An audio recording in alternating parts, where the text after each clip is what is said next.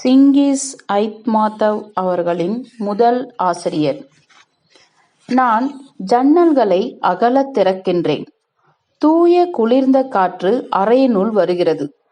பொழுது புலர்கிறது. விடியற்காலை இருட்டின் பின்னணியில் நான் ஆரம்பித்துள்ள சித்திரத்தின் முதல் நிலை மாதிரிகளை பார்க்கிறேன். அவை ஏராளமாக உள்ளன. எல்லாவற்றையும் நான் பன்முறை மீண்டும் மீண்டும் துவக்கியிருக்கின்றேன். ஆனால் மொத்தமாக சித்திரத்தை பற்றி இப்போதைக்கு ஒன்றும் கூற முடியாது. ஏனெனில் முக்கியமானதை திடீரென்று தவிர்க்க இயலாதபடி மனதில் மேன்மேலும் தெளிவை ஏற்படுத்தி விவரிக்க இயலாத, கிரகிக்க முடியாத எதிரொலியை உள்ளத்தில் உண்டாக்கி இந்த இளம் கோடையின் உதய கதிர்களைப் போல் வரும் அந்த முக்கியமானதை நான் இன்னும் கண்டுபிடிக்கவில்லை. விடியற்காலை நிசப்தத்தில் நடந்தபடியே நான் ஆழ்ந்த சிந்தனையில் மூழ்கிறேன். ஒவ்வொரு முறையும் இப்படித்தான். எனது சித்திரம் வெறும் எண்ணம் மட்டுமே என்பது ஒவ்வொரு முறையும் எனக்கு நன்கு புரிகிறது. முடிவு பெறாத சித்திரத்தை பற்றி முன்கூட்டியே தெரிவிக்க அவர்கள் நெருங்கிய நண்பர்களாய் இருந்தால் கூட எனக்கு பிடிக்காது. நான் செய்யும் வேலையின் மீது எனக்கு அவ்வளவு பிடிப்பும் பற்றுதலும் உள்ளதால் அல்ல. இன்று தொட்டிலில் உள்ள குழந்தை நாளை எப்படி வளர்வான் என்பதை கூறுவது கடினம் என்று எனக்கு படுகிறது. அதேபோல் முடிவு பெறாது வரைந்து முடிக்கப்படாத ஒரு படைப்பை பற்றி சொல்லுவதும் கடினம். ஆனால் இந்த தடவை நான் எனது பழக்கத்தை மாற்றுகின்றேன். இன்னமும் வரைந்து முடிக்காத சித்திரத்தை பற்றி உரக்க அறிவிக்க, சரியாக சொன்னால் இதை பற்றிய கருத்துக்களை மற்றவர்களுடன் பகிர்ந்து கொள்ள விரும்புகிறேன். இது சபலம் அல்ல. வேறு விதமாக என்னால் நடக்க இயலாது, ஏனெனில் இதை என்னால் மட்டும் செய்ய முடியாது என்பதை உணர்கிறேன். என் மனதை ஆட்டிப்படைக்கும் கதை, தூரிகையை கையில் எடுக்க என்னை தூண்டிய கதை மிக பெரியது. எனவே என்னால் மட்டும் அதை செய்து முடிக்க முடியாது. அதை என்னால் விளக்க முடியாமல் போய்விடுமோ, இதை பாழ்படுத்தி விடுவேனோ என்று அஞ்சுகிறேன். மற்றவர்கள் எனக்கு ஆலோசனை வழங்க வேண்டும். பிரச்சனைகளுக்கு தீர்வு காண உதவ வேண்டும். சித்திரம் தீட்டும் மரசட்டத்தின் முன் நான் நிற்கும் பொழுது அவர்கள் மானசீகமாவது என்னுடன் கூட இருந்து என் உணர்ச்சிகளை பகிர்ந்து கொள்ள வேண்டும் என்று நான் ஆசைப்படுகிறேன். உங்களுடைய நெஞ்சங்களை திறவுங்கள். அருகில் வாருங்கள். நான் இந்த கதையை சொல்லியே ஆக வேண்டும்.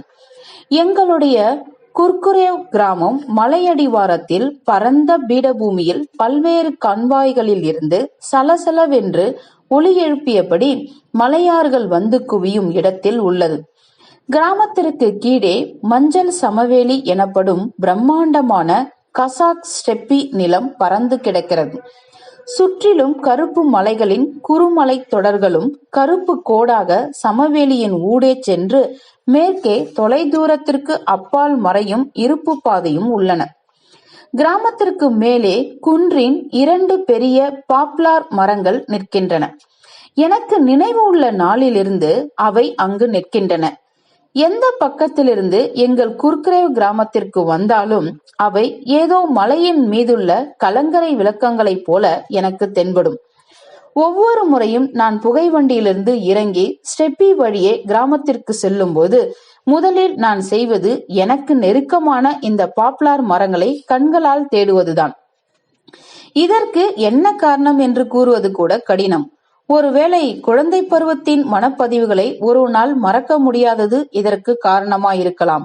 அல்லது நான் ஒரு ஓவியன் என்பது இதற்கு காரணமாயிருக்கலாம். அவை எவ்வளவுதான் உயரமானவையாக இருந்தாலும் அவற்றை அவ்வளவு தொலைவிலிருந்து உடனடியாக பார்ப்பது மிகவும் கடினம் என்றாலும் என்னால் அவற்றை எப்பொழுதும் உணர முடிந்தது, எப்பொழுதும் பார்க்க முடிந்தது. எவ்வளவு முறை நான் தொலைதூர பிரதேசங்களிலிருந்து குர்குரேவ் கிராமத்திற்கு திரும்பி வந்திருக்கிறேன். அந்த இரட்டை பாப்புலர் மரங்கள் எப்பொழுதும் கண்களில் படும். சீக்கிரம் கிராமத்திற்கு போய் சீக்கிரம் குன்றை அடைந்து பாப்புலர் மரங்களை பார்க்க வேண்டும்.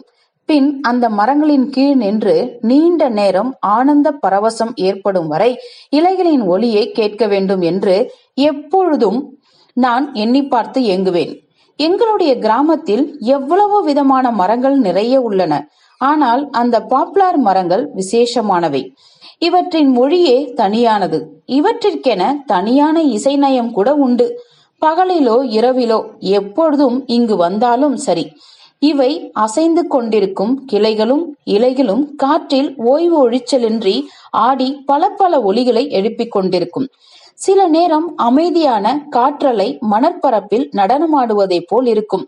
வேறு நேரத்தில் ஏதோ கண்ணுக்கு தெரியாத நெருப்பு பொறி மூர்க்கமான கனல் கக்கும் சலசல ஒலி கிளைகளின் ஊடாக பாய்வதை போலிருக்கும். இன்னும் சில நேரங்களிலோ பாப்புலர் மரங்கள் திடீரென்று ஒரு நொடி பொழுது நிசப்தமாகி பின் கிளர்ந்து எழும் தம் இலைகள் முழுவதையும் சேர்த்து ஒலி எழுப்பி எதையோ எண்ணி ஏங்கி பெருமூச்சு விடுவதை போல் இருக்கும்.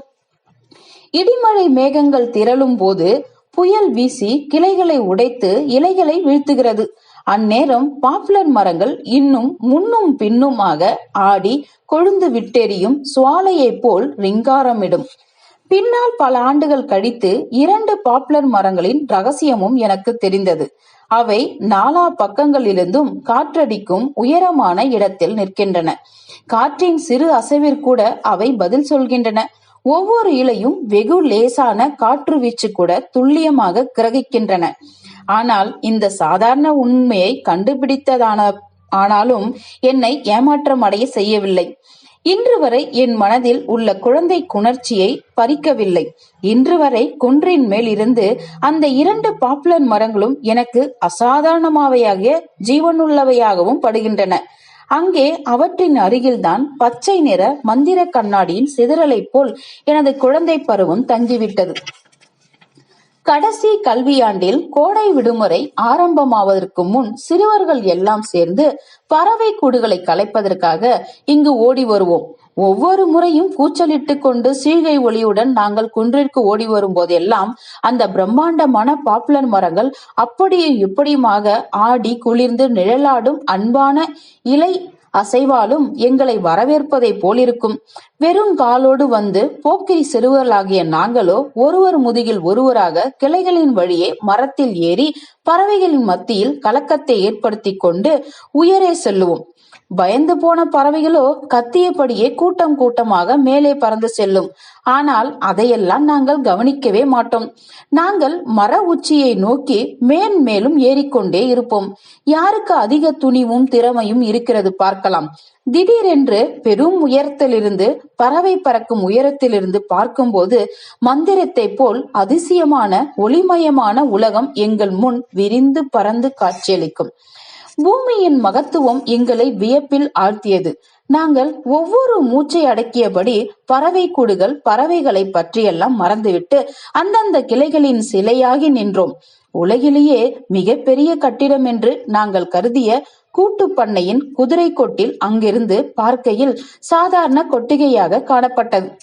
கிராமத்திற்கு பின்னால் மங்கிய சூடேறி கலங்கிய காற்றில் கன்னி நில ஸ்டெப்பிலிருந்து பறந்திருந்தது. கண் பார்வை சென்றவரை மங்கிய நீல நிற பூமி தெரிந்தது. முன்னர் நினைத்து கூட பார்க்காத இன்னமும் பெரும் நிலப்பரப்பை கொண்டோம். முன்பின் அறியாத ஆறுகள் கண்ணில் பட்டன. அந்த ஆறுகள் தொடுவானத்திற்கு அருகே வெள்ளை நிற நூலிழைகளாகி மறைந்தன. அதுதான் உலகின் எல்லையா, அல்லது அதற்கு அப்பால் இதே போன்ற வானமும் மேகங்களும் ஸ்டெப்பியும் ஆறுகளும் உள்ளனவா என்று நாங்கள் கிளைகளில் சாய்ந்து நின்றபடியே யோசித்தோம். அம்மரக்கிளைகளில் பதுங்கியபடியே வானுலக காற்றொலியை கேட்டோம். இலைகளோ இவற்றிற்கு பதிலாக அந்த மங்கிய நீல நிற பூமிக்கு அப்பால் உள்ள ரம்மியமான ரகசியமான இடங்களை பற்றி அன்போடு முணுமுணுத்தன. பாப்புலர் மரங்களின் இலைகள் சலசலவென்று ஒலி எழுப்புவதை கேட்டேன். அச்சமும் மகிழ்ச்சியும் என் மனதில் அலைமோதின. இந்த இடையரா சலசல ஒளியின் பின்னணியில் தொலைதூர பூமியை எண்ணி பார்க்க முயன்றேன். யார் இந்த மரங்களை இங்கு நட்டது என்பதை பற்றி மட்டுமே அப்பொழுது நான் எண்ணி பார்க்கவில்லை என்று படுகிறது. இந்த மரங்களை நட்டவன் எதை பற்றி கனவு கண்டிருப்பான்? என்ன பேசியிருப்பான்? என்ன நம்பிக்கையோடு இவற்றை இங்கே இந்த குன்றில் நீரூற்றி வளர்த்திருப்பான்? இந்த பாப்புலர் மரங்கள் நின்ற குன்றை ஏனோ துஷ்யன் பள்ளிக்கூடம் என்றழைத்தனர். யாருடைய குதிரையாவது துளைந்து போய் தேடும் போது இந்த குதிரையை பார்த்தாயா என்று குதிரை சொந்தக்காரர் கேட்டால், அதோ மேலே துஷ்யன் பள்ளிக்கூடத்தின் பக்கத்தில் ராத்திரி சில குதிரைகள் மேய்ந்து கொண்டிருந்தன, போய் பார், ஒருவேளை உன் குதிரையும் அங்கு இருக்கலாம் என்று பல நேரங்களில் பதில் கிடைத்தது எனக்கு நினைவில் உள்ளது. பெரியவர்களைப் போன்றே சிறியவர்களாகிய நாங்களும் யோசிக்காமலே, பையன்களா வாங்க, துஷ்யன் பள்ளிக்கூடத்துக்கு போவோம், அங்கு குருவிகளை விரட்டி விளையாடலாம் என்று சொன்னோம். இந்த குன்றில் ஒரு காலத்தில் பள்ளிக்கூடம் இருந்ததாக சொன்னார்கள். அதன் சுவட்டை கூட நாங்கள் கண்டுபிடிக்கவில்லை. இடிபாடுகளையாவது கண்டுபிடிக்கலாம் என்று ஆசையில் சிறு வயதில் நான் அலைந்து திரிந்தேன். ஆனால் ஒன்றையும் கண்டுபிடிக்கவில்லை. பின்னர் இப்பொட்டல் காடான குன்றை துஷ்யன் பள்ளிக்கூடம் என்றழைப்பது எனக்கு வியப்பாயிருந்தது. எனவே ஒரு முறை துஷ்யன் என்பது யார் என்று பெரியவர்களிடம் கேட்டேன்.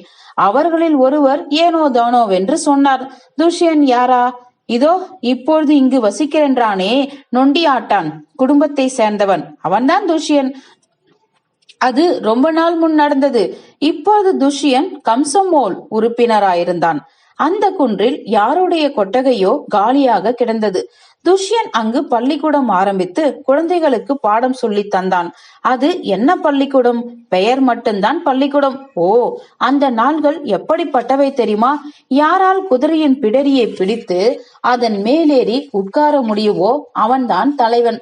துஷ்யனும் அப்படிப்பட்டவன்தான். தன் தலையில் உதித்ததையெல்லாம் அவன் செய்தான். இன்று அந்த கொட்டகையின் சிறு கல்லை கூட கண்டுபிடிக்க முடியாது. பெயர் மட்டும் மிச்சம், அதுதான் பயன். துஷ்யனை பற்றி எனக்கு அதிகம் தெரியாது. அவர் வயதானவர், எலும்பும் தோலுமாய் உயரமானவராய் இருந்தார். குவிந்த கழுகு புருவங்கள் நீட்டிக் கொண்டிருந்தது என்பது மட்டும் நினைவில் உள்ளது. அவருடைய வீடு ஆற்றின் மறுபக்கம் 2வது வேலை குழுவின் தெருவில் இருந்தது. நான் கிராமத்தில் வசித்த போது துஷ்யன் கூட்டுப்பண்ணை மிராப்பாகா இருந்தார்.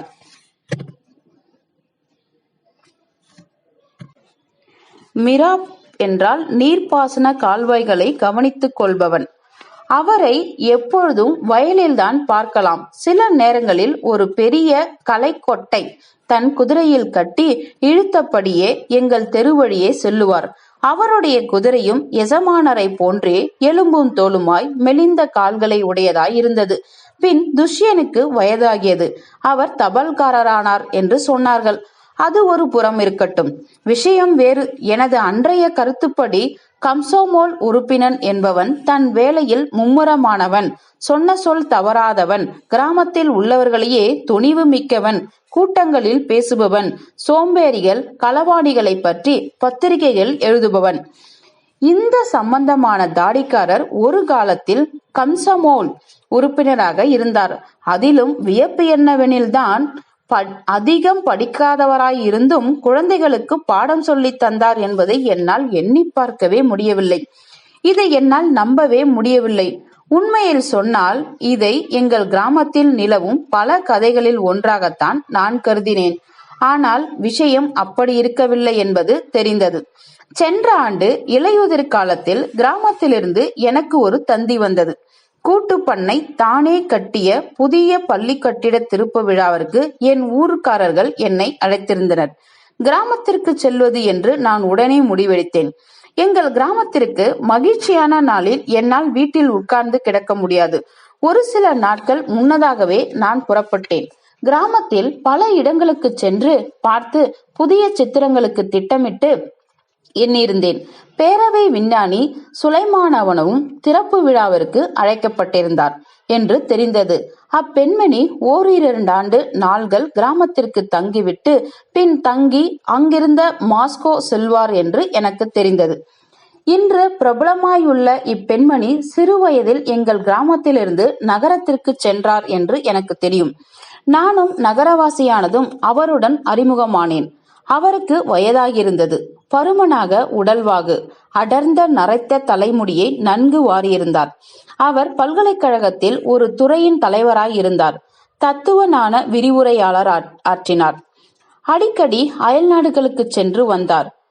சுருங்கூரின் அவருக்கு எப்போதும் நிறைய வேலைகள் இருந்தன. என்னால் அவருடன் நெருக்கமாக அறிமுகம் செய்து கொள்ள முடியவில்லை. ஆனால் நாங்கள் ஒவ்வொரு முறையும் எங்கு சந்தித்தாலும் அவர் எப்போதும் எங்கள் கிராமத்தை பற்றி கேட்பார். சுருக்கமாக என்றாலும் எப்போதும் என் படைப்புகளை பற்றி தன் கருத்தை தெரிவித்தார். ஒரு முறை நான் அவரிடம் சொல்வதென்று தீர்மானித்தேன். அல்தினாய் சுலைமானவ், நீங்கள் கிராமத்திற்கு சென்று ஊர்க்காரர்களை சந்தித்தால் நல்லது. அங்கு எல்லோருக்கும் உங்களை தெரியும். உங்களை பற்றி எல்லோருக்கும் பெருமிதம். ஆனால் உங்களை பற்றி அதிகமாக பேச்சு வாக்கில்தான் கேள்விப்பட்டிருக்கின்றனர். எனவே நமது பிரபல விஞ்ஞானி நம்மை தவிர்க்கிறார் போலும், சொந்த குர்குரேவ் கிராமத்திற்கு வரும் பாதையை கூட மறந்துவிட்டார் என்றும் சில சமயம் பேசிக்கொள்கின்றனர். ஆமாம், கண்டிப்பாக போக வேண்டும். அதிக மகிழ்ச்சியற்ற புன்சிரிப்புடன் அப்பொழுது அல்தினாய் சுலைமானவ் கூறினாள். எனக்கே குர்குரேவ் கிராமத்திற்கு செல்ல வேண்டும் என்று நீண்ட நாளாய் ஆசை. நான் அங்கு போய் எவ்வளவு காலமாகிவிட்டது. உண்மையில் கிராமத்தில் எனக்கு சொந்தக்காரர்கள் யாரும் இல்லைதான். ஆனால் விஷயம் அதுவல்ல. கண்டிப்பாக போவேன். நான் போய்தான் ஆக வேண்டும். சொந்த ஊர் ஏக்கம் கூட வந்துவிட்டது.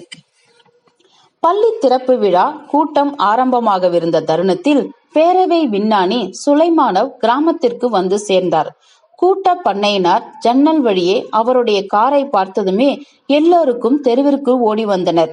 தெரிந்தவர், தெரியாதவர், முதியவர், இளைஞர் எல்லோரும் அவருடைய கையை பற்றி குலுக்க விரும்பினர். அல்தினாய் சுலைமானவ்னா இப்படிப்பட்ட ஒரு வரவேற்பை எதிர்பார்க்கவில்லை போலும். ஏன் இதனால் அவர் சிறிது நிலை தடுமாறி போனார் என்று கூட எனக்கு பட்டது. அவர் மக்களுக்கு தலைவணங்கிவிட்டு மிகவும் கஷ்டப்பட்டு கூட்டத்தின் வழியே நடந்து போய் மேடையில் ஏறி அமர்ந்தார். அநேகமாக அல்தினாய் சுலைமானவ்னா பன்முறை விழா மேடைகளில் அமர்ந்திருப்பார். அநேகமாக எங்கும் அவரை மகிழ்ச்சியோடும் மரியாதைகளோடும் வரவேற்பார்கள். ஆனால் இங்கே சாதாரண கிராம பள்ளியில் சொந்த ஊர்க்காரர்களின் அன்பு அவர் மனதை மிகவும் தொட்டு நெகிழ செய்தது. தானாகவே வழிந்த கண்ணீரை மறைக்க அவர் முயன்றார். விழா கூட்டம் முடிந்ததும் பயோனியர்கள் அன்பு விருந்தினருக்கு சிவப்புடைய அணிவித்தனர். மலர் செண்டுகளை அளித்தனர். அவருடைய பெயரில் புதிய பள்ளியின் கௌரவ விருந்தினர் பதிவேட்டை ஆரம்பித்தனர். பிறகு பள்ளி சிறுவர் சிறுமியரின் மிகவும் சுவாரஸ்யமான உற்சாகமான கலை நிகழ்ச்சி நடந்தது. அதற்கு பின் பள்ளி இயக்குனர் எங்களை விருந்தினர்கள், ஆசிரியர்கள், கூட்டுப்பண்ணை தொண்டர்கள் தன் வீட்டிற்கு அழைத்துச் சென்றார். அங்கும் அல்தினாய் சுலைமானவின் வருகை குறித்து பெரிதும் மகிழ்ச்சி அடைந்தனர். அவரை ரத்தின கம்பளம் விரிக்கப்பட்ட மிகவும் கௌரவமான இடத்தில் உட்கார வைத்தனர். அவர் மீதான தம் மரியாதையை வெளிப்படுத்த சகல விதங்களிலும் முயன்றனர். வழக்கமாக இப்படிப்பட்ட சந்தர்ப்பங்களில் நடப்பதை போன்றே ஒரே இரைச்சலாக இருந்தது. விருந்தினர்களின் உற்சாகமாக ஒருவருடன் ஒருவர் பேசிக் கொண்டிருந்தனர். நலம் பாராட்டி வாழ்த்து மதுபானம் அருந்தினர். அப்பொழுதும் உள்ளூர் இளைஞன் ஒருவன் உள்ளே வந்து தந்திக்கட்டை எஜமானனிடம் தந்தான். தந்திகளை எல்லோரும் பிரித்து படிக்க ஆரம்பித்தனர். முன்னாள் மாணாக்கர்கள் புதிய பள்ளி திறப்பு விழாவில் ஊர்க்காரர்களுக்கு தம் வாழ்த்துக்களை தெரிவித்திருந்தனர். முதியவர் துஷ்வேனா இந்த தந்திகளை கொண்டு வந்தார் என்று கேட்டார் இயக்குனர். ஆம் என்றான் இளைஞன். விழா கூட்டத்தில் எல்லோரும் முன்னும் இத்தந்திகளை படிக்க வேண்டும் என்பதற்காக பாதை முழுவதும் குதிரையை விரட்டி வந்ததாக சொன்னார். சிறிது தாமதமானதால் ஏமாற்றத்தோடு வந்து சேர்ந்தார். சரி, ஏன்? அவர் எங்கே நிற்கிறார்? குதிரையிலிருந்து இறங்கி உள்ளே வர சொல். துஷ்வேனனை கூப்பிடுவதற்காக இளைஞன் வெளியே சென்றான். எண்ணருகே அமர்ந்திருந்த அல்தினாய் சுலைமானவ் ஏதோ திடுக்கிட்டு விசித்திரத்தோடு திடீரென்று நினைவுக்கு வந்ததை போல், எந்த துஷ்யனை பற்றி பேசுகின்றார் என்று கேட்டார். அவர் கூட்டுப்பண்ணையில் தபால்காரர் அல்தினாய் சுலைமானவ். உங்களுக்கு முதியவர் துஷ்யனை தெரியுமா? சிங்கி